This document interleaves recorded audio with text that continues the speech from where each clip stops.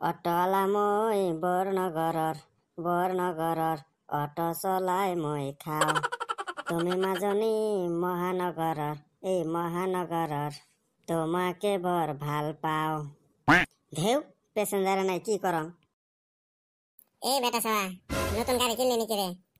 হরে কি আর করি মেতা লেখাপড়া করি সেই জন্য অটো কিনছং যাবো নাকি? যামু তো পয়সা কিন্তু দেহারম না। কি করলো তুই? পেট্রোলের দাম জানিস? ওক মই মাংনা ঘোরাং। ওই হালি পয়সা পরে নিবি, বন্ধু মানুষ অবাক করস কে? বন্ধু মানুষ দেখে তো বাকি হব না, তুই যা তো এতে থাকি। এই বর্ণগর সর্বক আসেন জলদি, মাত্র 20 টাকা। দাদা বৌদি আসেন। দেখ তো এত সুন্দর চিংড়ি, মুখ কয় আঙ্কেল, মনটা দিল না টেনশা করি। যাইম, ভাড়া 300 টাকা লাগবো।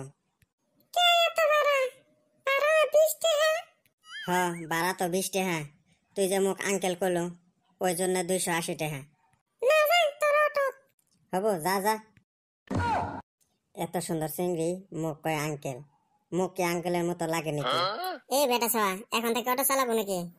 হরে কি আর করে, ঠান্ডার দিন গেল, বাপক বিয়ার কথা কইলে খালি কয় কামাই নাই। তা অটো চালায় কত কামাই করছিস?